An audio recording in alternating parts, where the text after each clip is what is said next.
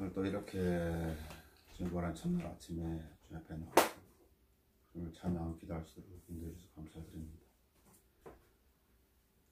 주님 바른 첫날 아침에 또 주의 이름 모여서 주께 경배드리는 모든 지체들 기억해 주시고, 상고 환경 어렵지만 주님을 바라는 믿음으로 나아갈 수 있도록 인도해 주시고 역사해 주십시오. 오늘도 하나님의 말씀 앞에 다가설 때 저들의 마음이 주님을 향해 열린 마음이 되어지고 하나님의 말씀을 또 사모하 기대하는 마음으로 또 다가서기를 원합니다. 주님께서 친히 가게 될 마음에 필요한 말씀을 더해 주시고 일기함을 주셔서 말씀을 깨닫는 기쁨을 주시고, 또 그 기쁨 안에서 자신의 믿음 하나님의 말씀을 잘 세울 수 있도록 인도해 주십시오. 어렵고 힘든 세상을 살아갈 때 육신의 남은 때를 육신의 정욕을 따라 살지 아니하고 하나님의 말씀을 따라 주의 뜻을 잘 깨닫고 살아갈 수 있도록 또한 인도해 주십시오. 이 시간 어리석고 부족한 자가 하나님의 말씀을 전할 때 육신의 여건 다 가려주시고 주님께 친히 드러나셔서 필요한 은혜로 저희들 모두를 충만하게 해주십시오. 오늘 주께 다가올 때 주 예수도 이름으로 기도합니다. 사무엘하 15장 1절에서부터 12절 말씀까지를 보도록 하겠습니다. 여기에 제목을 정한다면 압살롬의 반역이 되겠습니다. 압살롬의 반역. 압살롬이란 그 이름의 뜻은 평화의 아버지라는 뜻이에요. 평화의 아버지.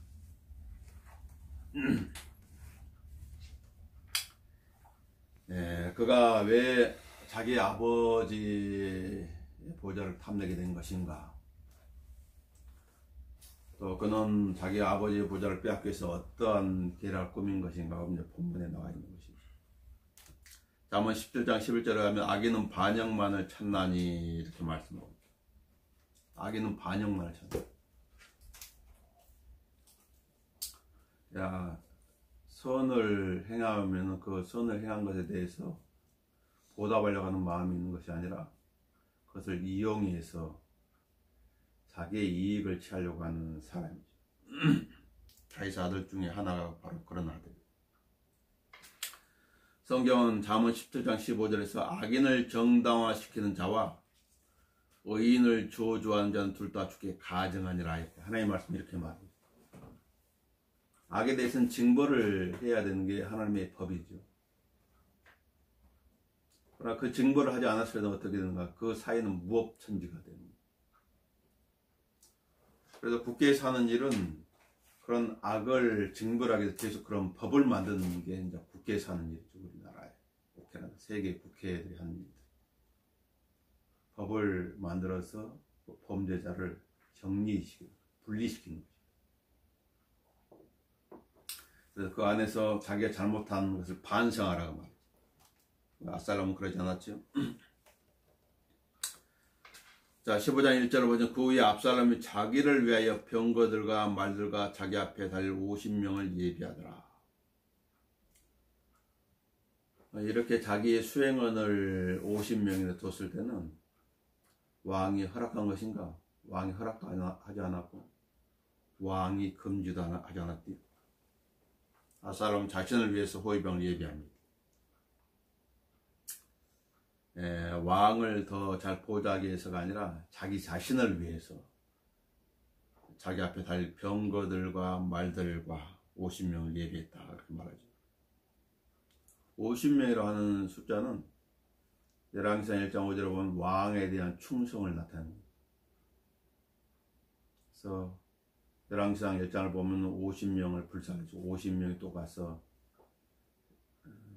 엘리야한테 말하니까 위에 하늘에서 내려와서 50명을 불살라버리죠. 왕은 또 50명을 또 베풀죠. 50명. 왕에 대한 절대 충성을 말합니다. 압살롬, 그는 그의 마음에 자신이 저지른 죄에 대해서는 그 어떠한 반성도 없다고 그랬죠. 대신 그는 요압을 통해서 자기 아버지한테, 왕인 자기 아버지한테 이런 질문을 보내는 거죠.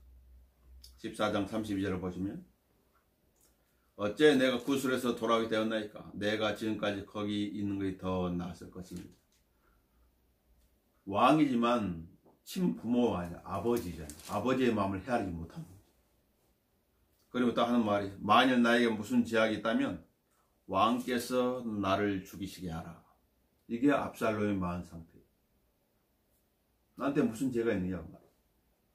만약 죄가 있다면 나의 아버지 왕으로 하여금 나를 죽이시라고 이렇게 말을 하는 거죠.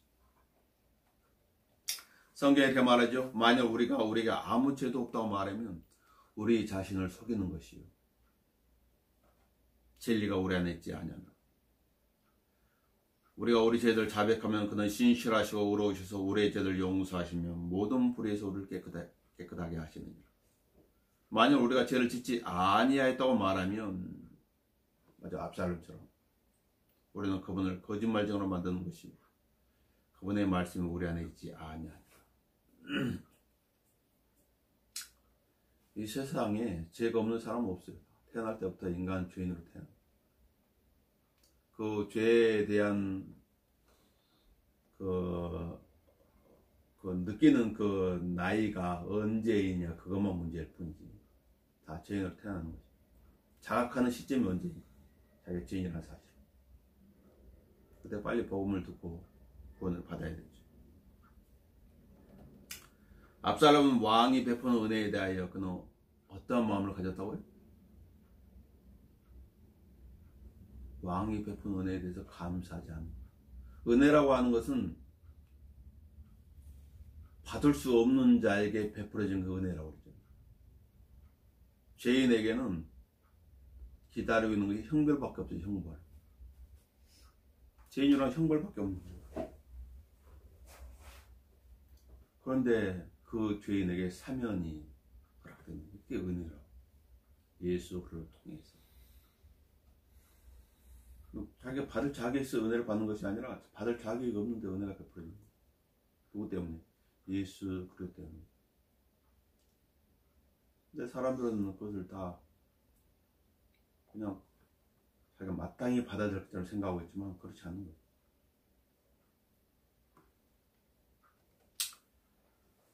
압살롬 왕이 베푼 은혜에 대해서 왕을 위해서 헌신하기로 한 것인가? 성경 그렇게 기록하고 있지 않죠? 그러나 성경 압살롬이 자기를 위하여 예비하더라. 자기를 위해서. 야, 내가 더 왕께 잘해야 되겠다. 지난날의 과를 돌이켜서 더 잘해야 되겠다. 그런 마음을 단 1%로 가지고 있는 게 아니에요. 압살롬. 그의 이름의 뜻은 평화의 아버지. 음모를 꾸미죠. 압살롬이 한 이런 형태는 나중에 자기 동생 아도니아한테 본이 된 거예요. 아도니아도 자기를 위해서 병거들과 기병들 50명을 예비했다고 열왕기상 1장 5절에 말씀하고 있죠. 그때 하피스 아들 아도니아가 스스로 높여 말하기를 내가 왕이 되리라 하고 그가 자기를 위하여 병거들과 기병들과 자기 앞에 달릴 50명을 예비하더라. 그래서 솔로몬에게서 죽었죠. 똑같은 거예요. 압살롬도 자기가 왕이 되리라 하고 이렇게 지금 음모를 좀 꾸미고 있는 거지. 압살롬은 자기를 위해서 병거를 예비한 다음에 그 다음에 한 그 일은 무엇인가? 이스라엘 백성의 마음을 도둑질한 거예요. 교회 안에 하나님의 백성들의 마음을 도둑질하고 자기를 추종하게 만드는 사람이 있는 거예요. 그래서 분별을 잘해야 돼. 성경을 공부한 것도 바로 이와 같은 일이에요. 분별하기 위해서. 자, 이 압살롬이 이스라엘 백성들의 마음을 도둑질하는 방법은 진짜 긍정적인 말로 다가서는 거지. 2절에 보시면 압살롬이 일찍 성문길 곁에 서서 송사가 있는 어떤 사람이 재판을 청하러 왕이 오면 압살롬이 그를 불러 말하기를 내가 어느 성에서 오느냐 하고 그가 말하기를 당신의 종이 이스라엘 지파 중 하나에 속하네 하면 압살롬이 일찍 일어났다. 그 목적을 이루기 위해서 일찍 일어나는 거예요. 아버지를 도와주기 위해서, 왕이나 아버지를 도와주기 위해 일찍 일어나는 게 아니라 자기의 어떤 목적을 이루기 위해서 일찍 일어났다. 욕망을 이루는 것이지. 성문길 곁에 서서, 이 성문길 곁에는 재판의 자리가 있는 곳이거든. 옳고 그름을 판단해 주는 그 자리야. 거기에 서가지고 왕께 나오는 사람들에게 말하는 거지.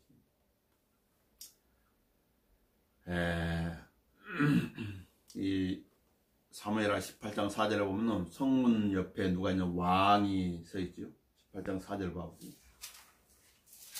그런 자리, 재판의 자리예요. 그 사무엘하 18장 4절에 왕이 그들의 말을 너희가 좋게 여긴 대로 내가 하리라 하고 왕이 성문 곁에 서 있자 모든 백성이 100명씩 1000명씩 나오더라. 성문 곁에 서 있는 재판의 자리가 있는 곳이. 19장 8절에도 보면은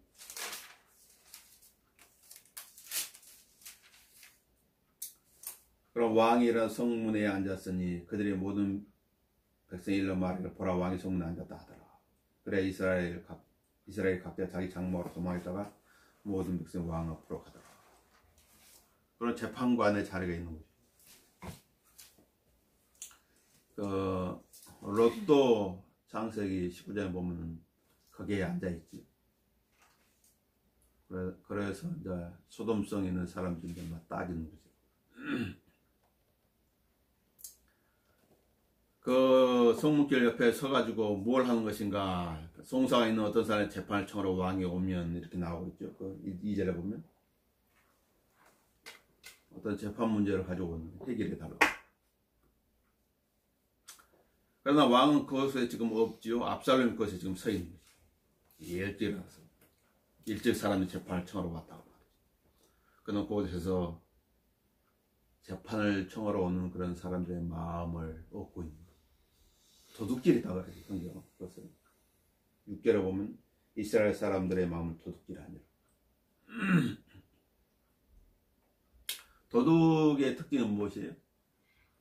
뭔가 훔쳐가는 것이죠. 도둑.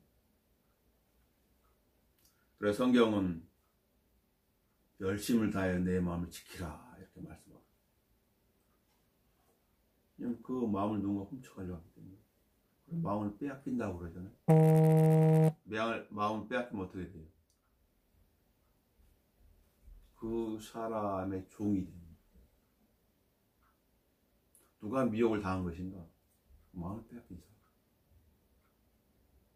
누가 이단에 가 있는 것인가? 마음을 빼앗긴 사람.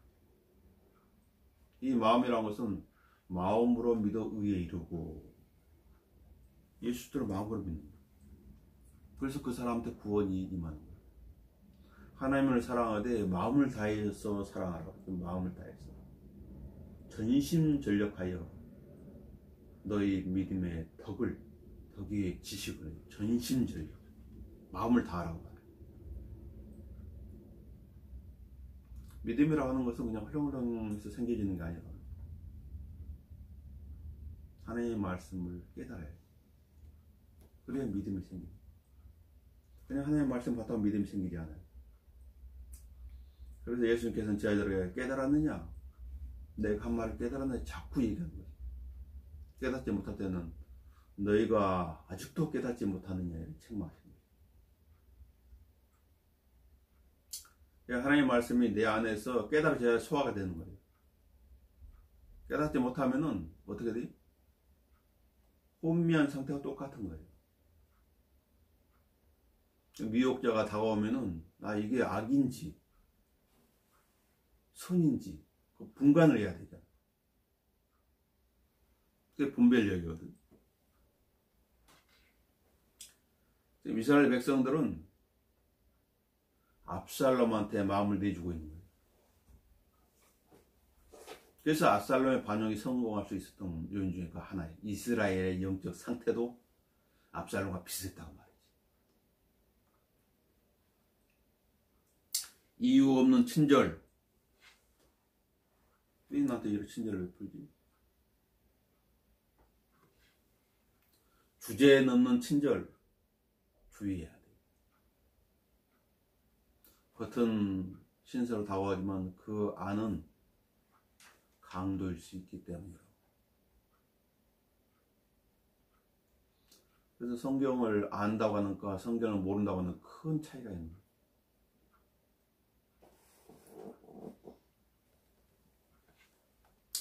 사람은 겉이 천사의 모습인 사람은 다 좋아하지.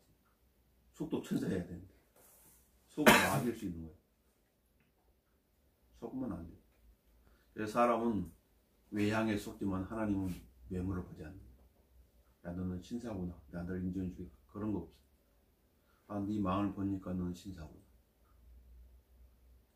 그런데 겉모습은 초라할지라도 마음이 주님을 향해 있다면 하나님 그 사람을 인정하신다. 근데 사람들은 외모를 보잖아요. 그래서 많이 숨은 거죠. 압살롬은 재판청으로 오는 사람한테 그를 불러 말해, 내가 어느 성읍에서 오느냐. 사람이 제일 말하기 좋은 게는 어느 지역 출신이, 고향이 어디예요?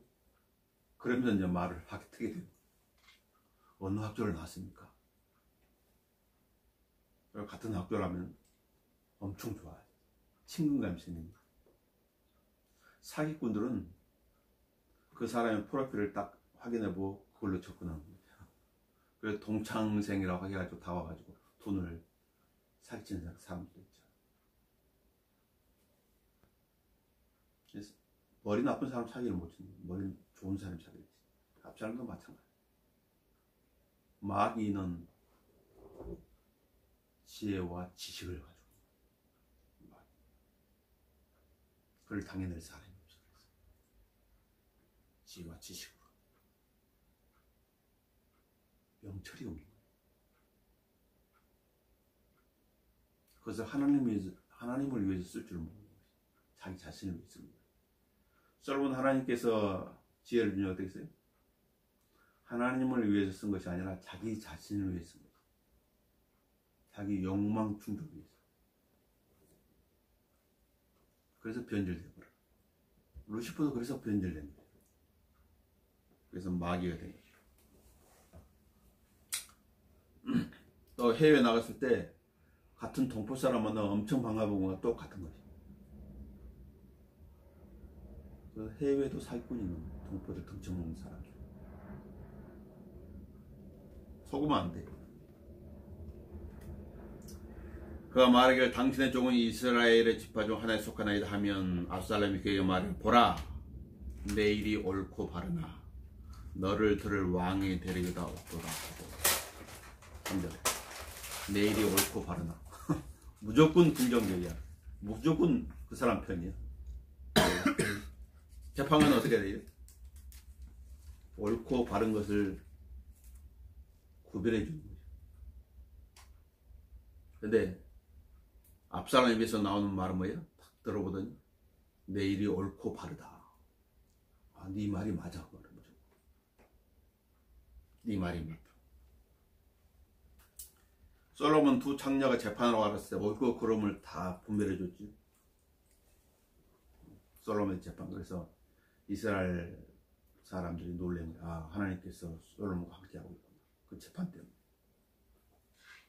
해결할 수 없는 것이 인간의 지혜라는 것을. 그러나 압살롬은 어떻게 했어요? 네 말이 맞아. 야, 네 말이 맞아. 그런데 너를 지지해줄 사람이 없구나. 그게 참 안타까운 것이에요. 그 사람한테 이제 그 사람 마음을 얻기 위해서 그렇게 말하고 있는 것이지. 긍정적 사고방식.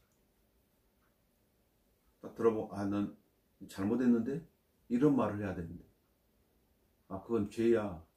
그 하나님의 법에 따르면은 용납할 수 없는 것이야. 그런 말이 없어요. 내일이 옳고 바르나 너를 들을 왕이 될 리가 없도다. 이거는 압살롬의 관계예요.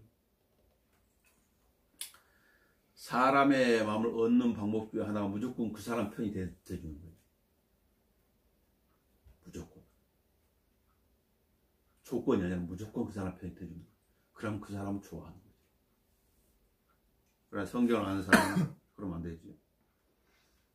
이런 방법을 통해서 압살롬이 이스라엘의 마음을 훔친 것이라. 마귀가 이브의 마음을 얻는 방법도 이브가 원하는 말을 해주는 것이라. 듣기 원하는 말을 해주는 것이라. 그것을 성경은 뱀의 감기였다고 그러죠. 나는 뱀이 그의 관계로 이불을 숙인 것 같이.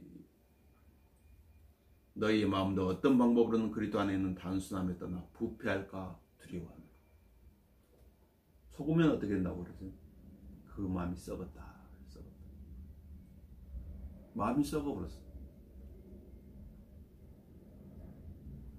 그러면 어떻게? 썩은 것을 찾아서 가는 거야.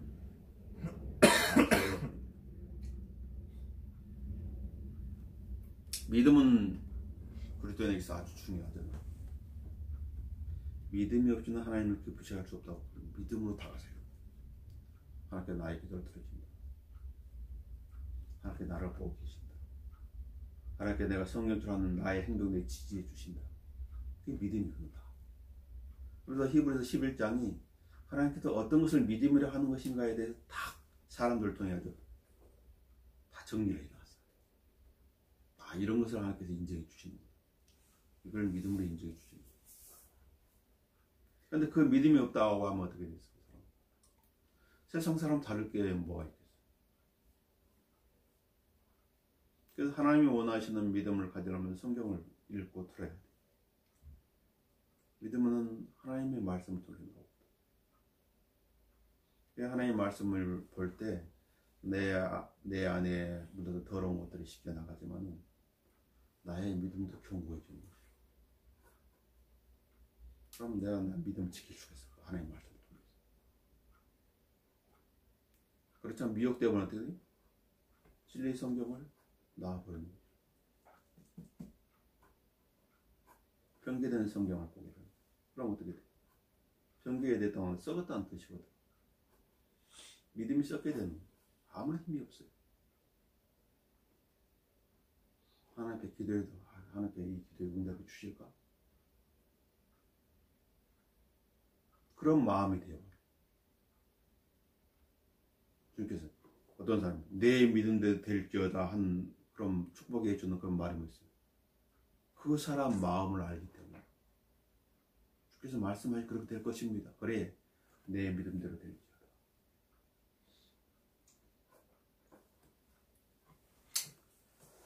사절 압살롬이 또 말하기를 또 내가 이 땅에 재판관이 되었더라면 고소하고 송수할 일이 있는 사람마다 내게 올 때 내가 그의 정의를 베풀었으리 하더라. 재판관이 되었더라면 그 마음의 의도가 딱 나타나는 것입니다. 압살롬의 마음의 의도가 그 말을 통해 나타나는 거죠. 그의 말은 위선이지. 재판관은 마땅히 정의를 베풀어야 돼요. 정의라고 하는 건 뭐예요? 공평하게 하는 거죠. 악에 대해서는 징벌하고 선에 대해서는 상을 주는 게 이 정의예요. 그런데 악에 대해서 상을 주고 선에 대해서 벌을 내린다. 정의가 무너진 사이. 그래서 잘못된 재판에 대해서 항의하고 막 그러는 거죠. 모든 국민들도 아는 그런 상식적인 것들에 대해 이상한 판결을 내릴 때 항의하는 거죠. 재판이 잘못되면 그 나라는 희망이 없는 거예요.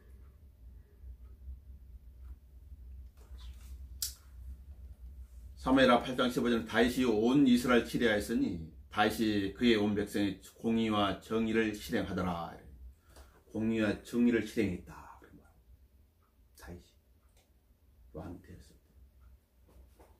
그러나 밧세바를 취한 것은 잘못한 것이죠. 다윗의 일생에서 가장 큰 옥점이에요.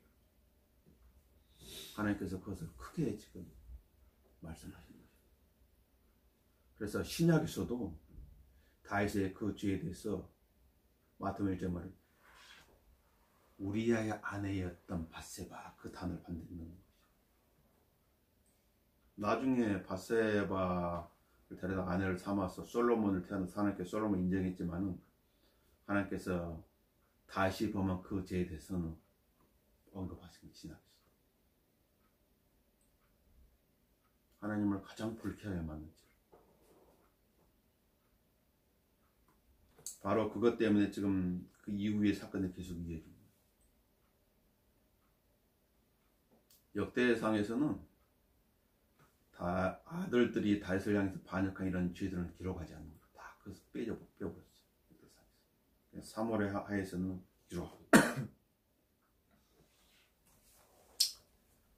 욥기 8장 3절에 하나님께 심판을 왜곡하시겠느냐, 아니면 전능하신 분이 정의를 왜곡하시겠느냐. 하나님 그렇지 않다고 말합니다. 악에 대한 징벌 하시고 선에 대해서는 상을 예비하고 계시죠. 주의 보좌의 조서는 정의의 조서, 정의의 조서.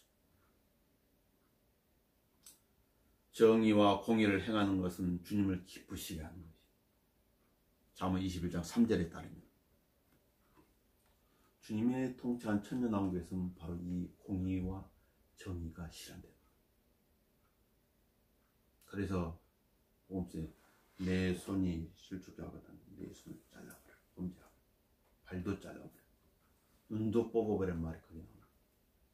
왜냐면 이 시대에는, 우리가 살고 있는 이 시대에는 그게 정의가 올바로 실행되지 않지만 예수님이 통치한 천년왕국에 그게 그대로 실현되거든. 불 속에 던져지는 것보다 나은 거예요. 지옥에 불 속에 던져지는 것보다.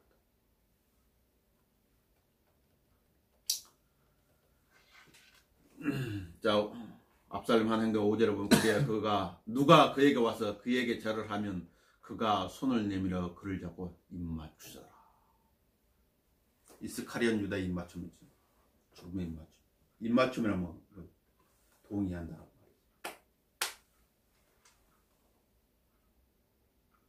내 생각과 너의 생각은 같다. 야곱의 입맞춤이 나오지. 야곱이 자기 아버지 이삭한테 입을 맞췄는데 그 입맞춤 뭐지? 속이는 입맞춤이었어.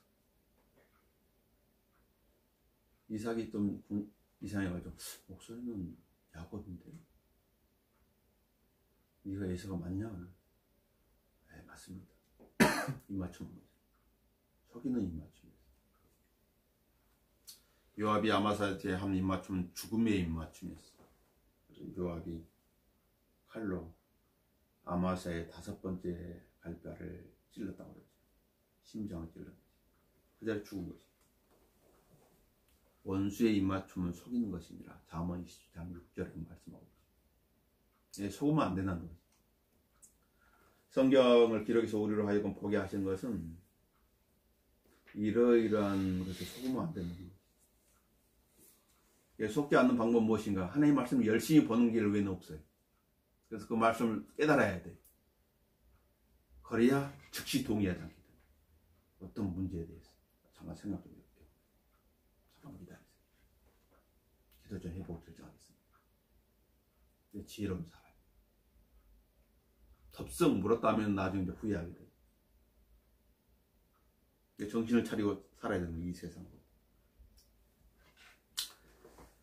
이스라엘 유다가 입맞춤으로 가까이 온 예수께서 뭐라고 하셨냐면, 유다야 내가 입맞춤으로 인자를 배반하느냐? 예수님 속지 않은 것이에요.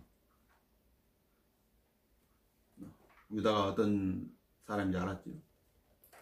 6절에 왕의 재판을 청하러 오는 온 이스라엘의 압살롬이 이같이 행하여. 재판을 청하러 오는 모든 이스라엘 사람. 누구한테 재판을 청하러요? 왕에게 재판을 청하러 왔는데 중간에 압살롬이 다 가르치는 거예요.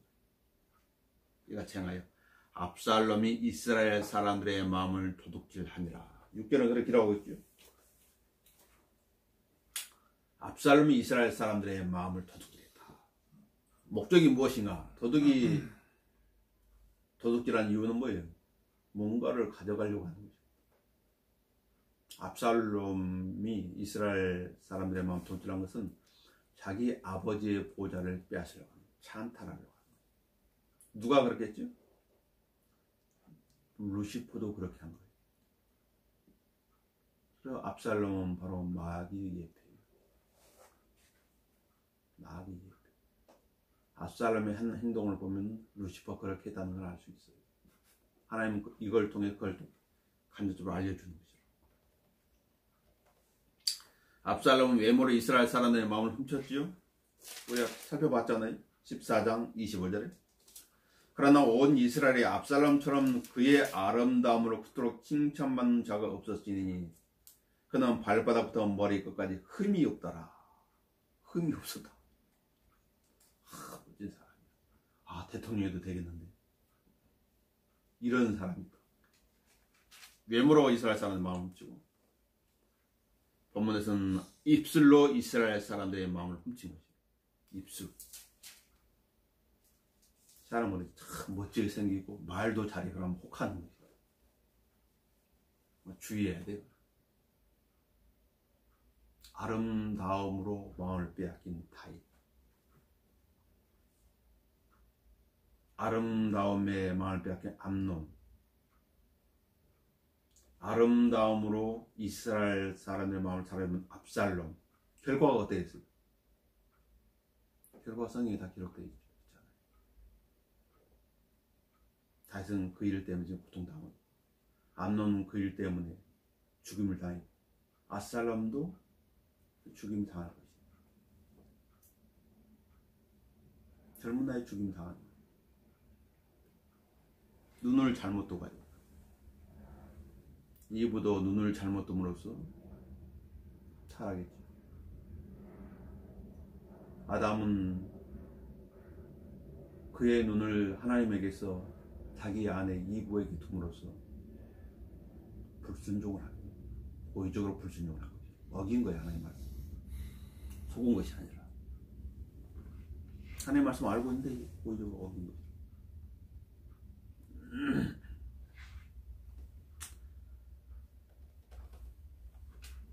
루시퍼의 타락도 그의 예모였어요. 에스겔서 28장을 봐보세요. 28장 17절을 보시면,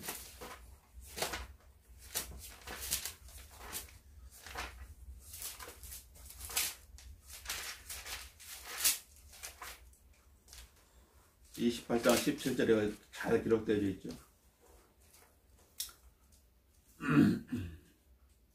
내 마음이 너의 아름다움으로 인하여 높아졌고, 자기 아름다움이 도취해버립니다. 교만해버립니다. 너는 내 지혜를 내 찬란함으로 인하여 편지를 시켰도다.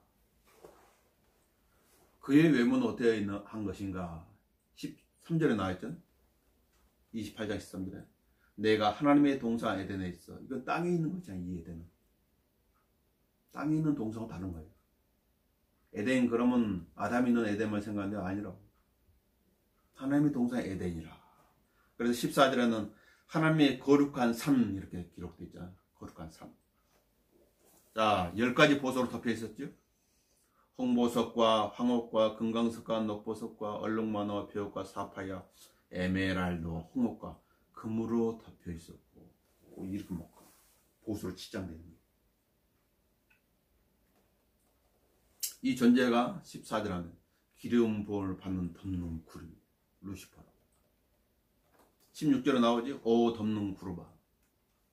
땅에 있는 존재가 아니. 이 구루. 천사도 아니. 성경을 바로 보면 헷갈리지 않죠. 볼 눈을 달라고 함께 기도해야 돼. 주님 나의 눈을 열어주셔서 하나님의 말씀 잘 보게 해주십시오. 그렇게 기도해요. 그냥 성경 본다고 다 하는 게 아니에요.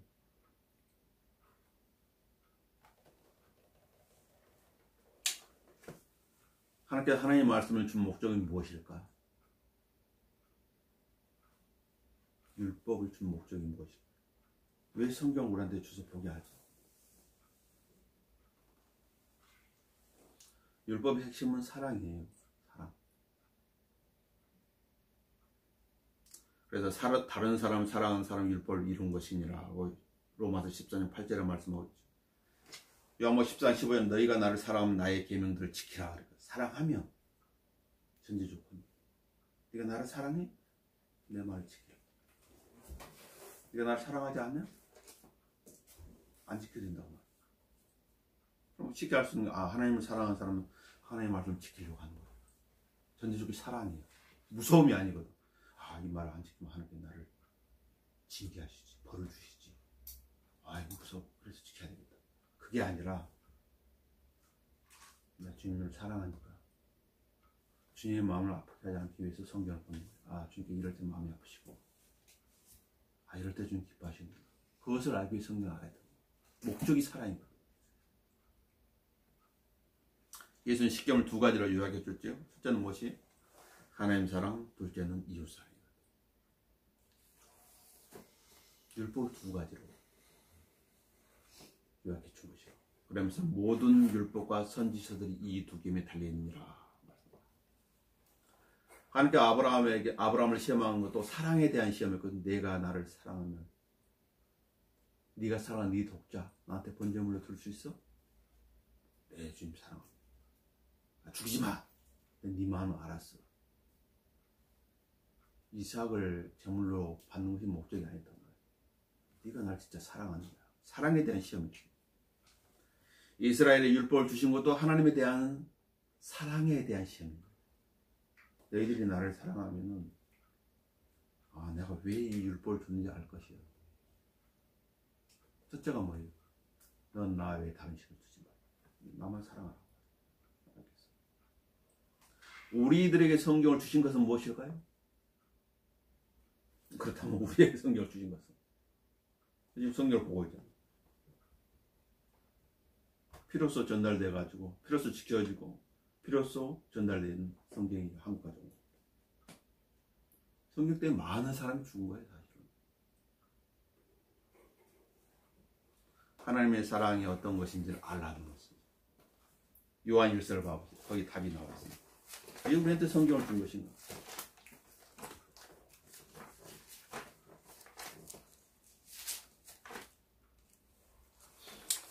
요한일서 3장 1절에 보면 보라 아버지께서 어떠한 사랑을 우리에게 주셔서 우리로 하나님의 아들들이여 불리게 하셨는가. 이걸 알라는 거예요.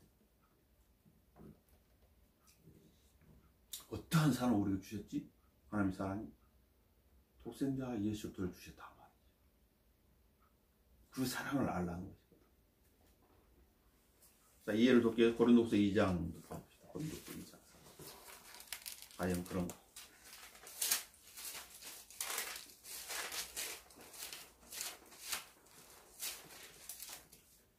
편지를 썼나니 편지. 그 편지가 무엇을 알게 하는 것인가를 잘 살펴봐야 돼. 고린도후서 2장 4절에 나는 마음의 큰 하늘과 고통 속에서 많은 눈물로 내게 편지를 썼나니. 왜 편지를 쓴 것인가? 왜 성경을 준 것인가? 이는 너희로 하여금 슬프게 하는 것이 아니요 오히려 내가 너희에 대한 사랑을 보다 풍성히 가졌음을. 이것으로 사랑. 내가 너희에 대한 사랑을 보다 풍성히 가졌음을 너희로 알게 하려는 것이다.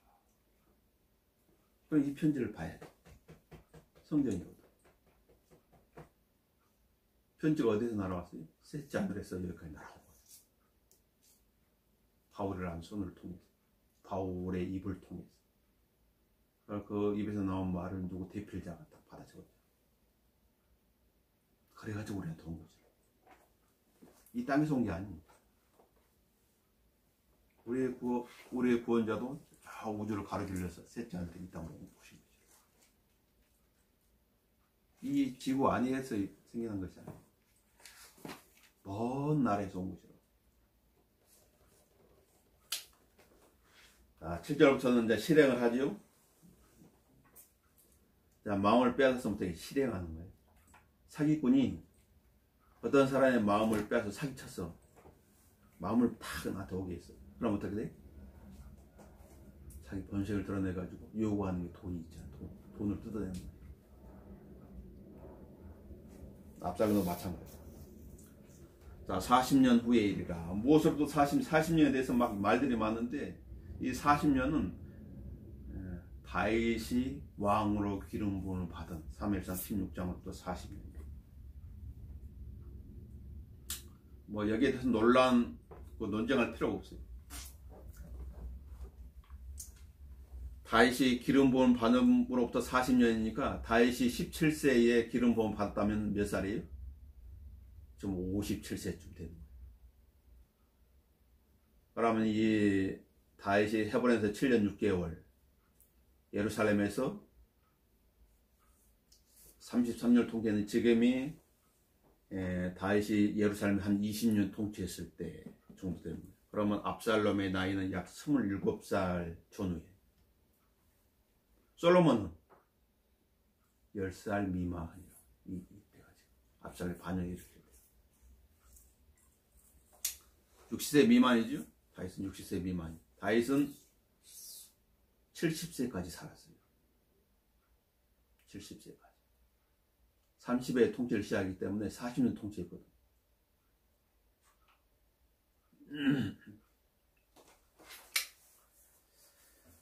자, 예루살렘에서 한 20년 통치했을 때쯤 압살롬이 좀 이런 반역 저지른 거죠.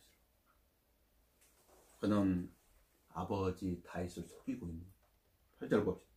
그 7절 그 이후에 압살롬 왕에게 구하기를 내가 청하오니 나로 가서 내가 헤브론에서 주께 소원한 내 소원을 갖게 하소서. 뭔가 소원을 했다고 말이지. 8절에 그 소원이 무엇인가? 왕의 종이 시리아 구설에 있을 때 소원하여 말하기를, 구설에 있을 때라고 하면 뭐예요? 암논을 죽이고 도망을 갔잖아요. 자기 어머니, 자기 태어난 곳을. 거기서 3년간 있었죠. 그때 소원을 했다는 거예요. 뭐라고 소원한 것인가? 주께서 참으로 나를 예루살렘으로 다시 돌아가게 하시면 내가 주를 섬기리이다 하였나이다 하니. 하나님을 언급하지. 하나님께 이런 소원을 했습니다. 예루살렘 다시 돌아가게 해주시면 반드시 주님을 섬기겠습니다. 그런 소원을 했다고 말했지.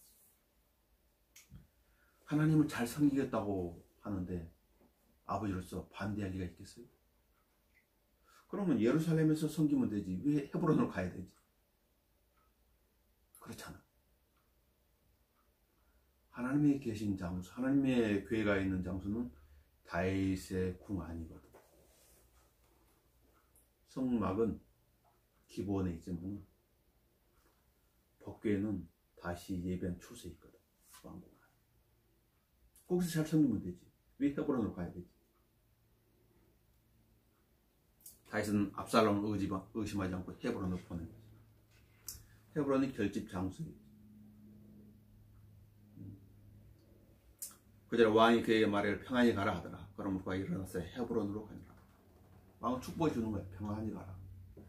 의심하지도 않는 거야. 압살롬이 첫 번째 속였잖아요. 암논 죽일 때 속였는데 의심하지 않는 거야. 그냥 믿어주는 거예요. 믿어주는 아버지를 아들은 뒤통수를 치는 거예요. 첫 번째 아들 암논도 그랬죠. 아버지 뒤통수를 친 거예요. 압살롬도 마찬가지. 나중에 아도니아도 마찬가지. 그러니까 일어나서 헤브론으로 가니라. 압살롬의 계획은 치밀한 것이. 그는 이스라엘 온 지파에 미리 정통을 보내놓았고 그들에게 신호를 보내면 그들은 어떤 말을 해야 하는지 미리 약속이 되어 있었단 말이죠. 10절이 이 말이죠. 그러나 압살롬 정탐꾼을 이스라엘 온 지파에 두루 보내어 말하기를 너희는 나팔소리를 듣자마자 압살롬이 헤브론에서 치리한다고 말하라 하더라. 자기 아버지의 발자취를 답하죠. 아버지 다윗도 헤브론에서 7년 6개월을 통치하고 그 다음에 예루살렘으로 와가지고 왕으로 통치하고 있는 거죠. 그래서 11절 청함을 받은 200명이 예루살렘에서 압살롬 함께 갔으니 그들이 순진하여 아무것도 알지 못하고 따라가더라. 반야에 가담한 무리 중에 순진한 이들도 있었다. 그러나 그 순진하다는 것이 그 사람들 무죄를 보장해 주지는 않아요. 순진한 성경에 순진하다고 하면은 심플인데 단순하거든. 미혹당하기 쉬운 거예요. 생각을 해야 돼요. 아니 왜 압살롬이 이런 많은 사람들을 이끌고 헤브론으로 가지? 왜 나를 거기에 청했지? 생각을 해야 되죠. 로마서 16장 18절을 봐보세요.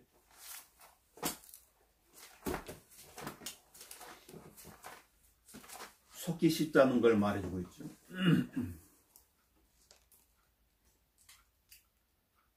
자, 17, 18절을 보면 이제 형제들아 내가 너에게 권고하노니 너희가 배운 그 우리의 역할에 분열을 일으키고 공박하는 자들 주의하고 그들을 떠나라. 그러한 자들은 우리 주 예수 그리스도를 섬기는 것이 아니라 자기들의 배를 섬기는 것이 정중한 말과 그럴듯한 언변으로 순진한 사람들의 마음을 미혹하느니라. 순진하는 게 좋은 게 아니에요. 하나님 말씀에 대해서는 순진한 마음을 가져야 돼요. 그러나 사랑과 관련돼서는 생각을 해봐요. 그래서 이 순전한 사람들은 어떻게 하나님의 말씀을 많이 봐야 되는데 잠언서 1장 4절은 그 답이 나와 있어요. 잠언서 1장을 봐보세요.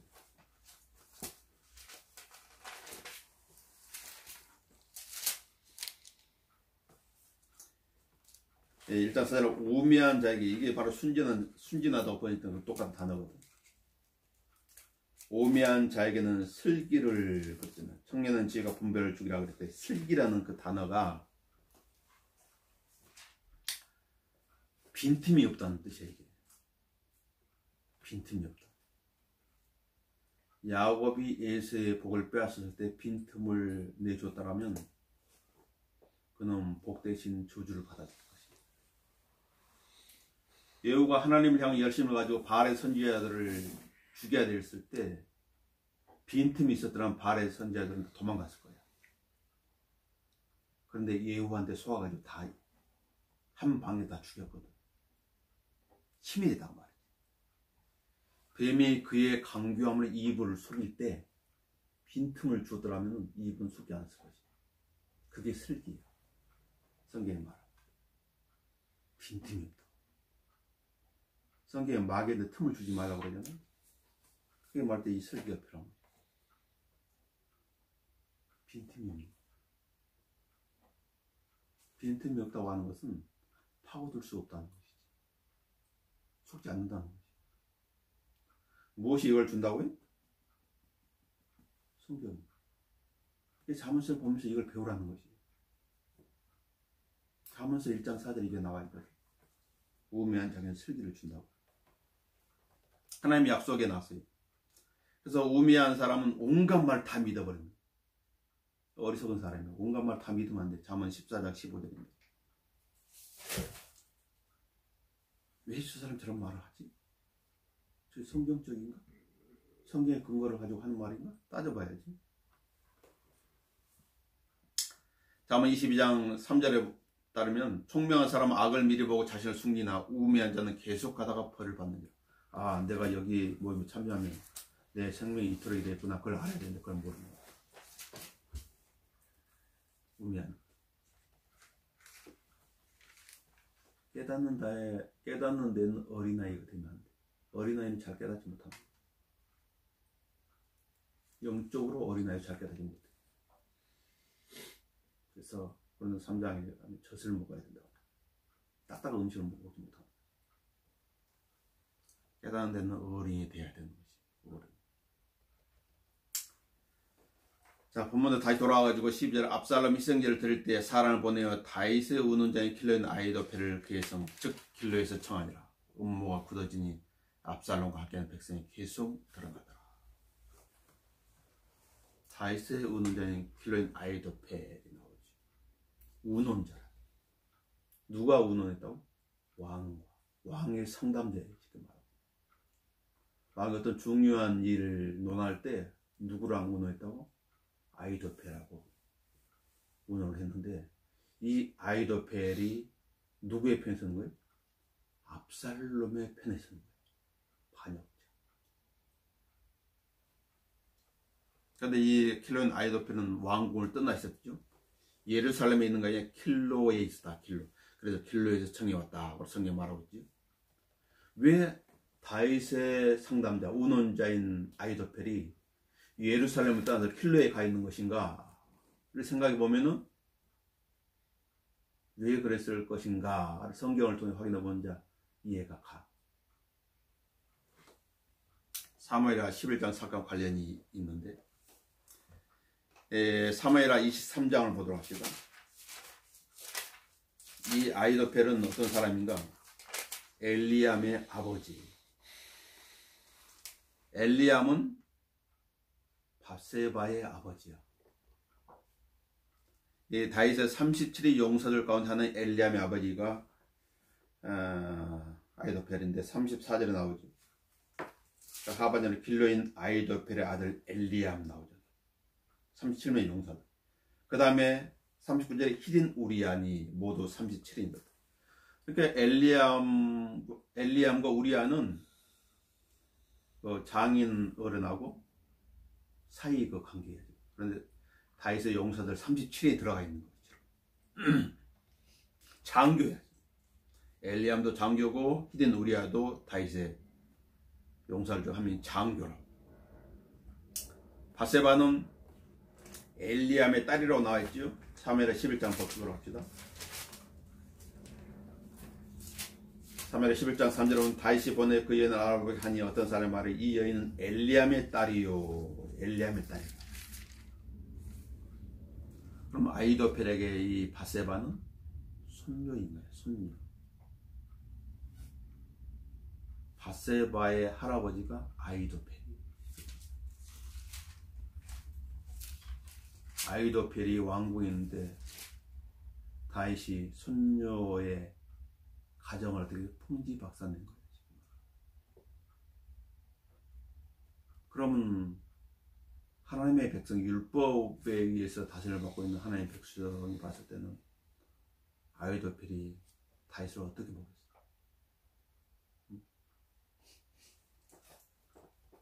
같이 있을 수 없는 거예요. 왕의 상담자로 하는 다윗에 대해서 너무나 잘 알고 있죠. 장점도 알지만 약점도 알고 있는 거죠. 그는 선견자와 같았다고 사무엘하 16장 23절에 말하죠. 선견자라고 하는 말은 뭐예요? 미리 앞을 내다보는 사람이에요. 16장 23절은 그 당시에 아히도펠 내놓은 계략은 마치 사람이 하나님의 말씀에 물었던 것과 같았으니, 하나님의 말씀에 물었던 것 같다는 것은 미리 앞을 내다보는 사람입니다. 그런 사람이 선견자와 같은 위치에 있는 사람이에요. 아히도펠이 내놓은 계략대로 압살롬을 행하지요. 그 16장 20절로 그러자 압살롬이 아히도펠을 말하기를 우리가 어떻게 해야 할지 너희 가운데 계략을 내놓으라 하니 아히도펠 압살롬이 말하기를 왕의 붓이 남겨도 궁을 지키게 하는 왕의 붓이 첩절에 들어가소서. 그리하면 왕이 왕의 붓에 미움을 받는 바 된 것을 온 이스라엘 들으니 왕과 함께한 모든 사람의 손이 강해지려 하더라. 그래 사람들 압살롬을 위하여 지붕에 장막치니 압살롬이 온 이스라엘 목전에서 그의 부친의 첩들에게 들어가더라. 아히도펠이 내놓은 계략대로 한 것이죠. 압살롬이. 그런데 이것은 하나님께서 다윗한테 내놓은 징계였었죠. 하나님께서 다윗 네가 그런 짓을 저질렀지? 너는 은밀히 행했지만 나는 백주 대낮에 이런 일을 저지르게 만들 것이야. 그 말씀 그대로 이루어집니다. 누굴 통해서? 압살롬의 계략을 통해서. 그런 의미에서 하나님의 뜻과 같은 것이라. 그러나 반역자 편에 들어서 있었죠. 압살롬이 폐륜을 저지른 그 장소는 다윗이 범죄한 바로 그 지붕이에요. 그 장소에서 자기 아들이 똑같이 범행을 저지른 거죠.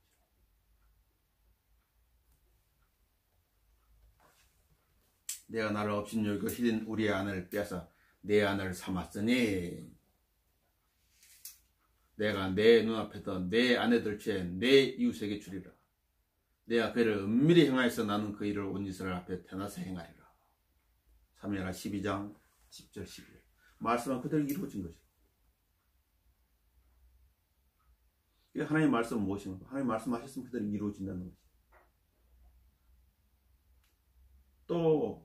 또 알아야 될 것은 하나님 자비하시다는 것이 하나님 돌이키는 하나님. 또 그것도 알고 있어야 돼. 하나님께서 인간에 대해서 유동적이에요. 자, 내가 너를 벌 주겠어. 너를 죽이겠어. 근데 하나님 용서해 주시고 돌이켜 주십시오. 또 그러면 또 돌이키는 거예요. 그래서 히스기야가 15년이나 생명거든. 요나가 니네로 가지 않으려고 했던 것은 하나님이 어떤 분인지 알았다고 말이에요. 하나님 돌이키신 하나님인 줄 내가 알았습니다. 내가 이럴 줄 알았어요. 니네가 회개한 줄 하나님께 용서하시잖아요. 나는 니네가 심판받기를 원했는데 하나님께서는 돌이키시네요. 그래서 기분 나쁘다고 말이에요. 요나는 돌이키니까. 하나님은 그런 분인 거 알아요.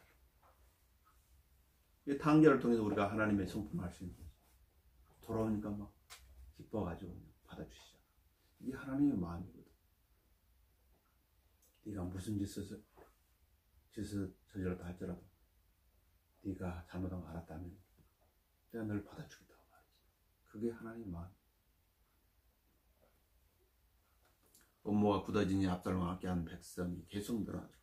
다윗에게는 좋지 않은 소식이죠. 그리고 본문을 통해 얻을 수 있는 교훈은 몇 가지가 있는데, 죄에게 틈을 주면 안 된다는 거. 죄는 단호해야 돼요. 그 다음에 하나님의 백성들의 마음을 훔치는 사람들이 있다는 사실을 알고 마음을 잘 지켜야 돼요. 그 다음에 누군가를 타락시키는 원인이 되어서는 안 된다는 거죠. 그리고 심은 대로 거둔다는 사실을 반드시 잊어버리면 안 됩니다. 그것이 본문을 통해서 우리에게 주는 교훈입니다. 마치도록 하겠습니다.